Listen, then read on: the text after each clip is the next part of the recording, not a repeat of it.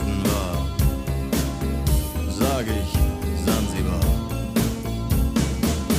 Es war eine harte Überfahrt,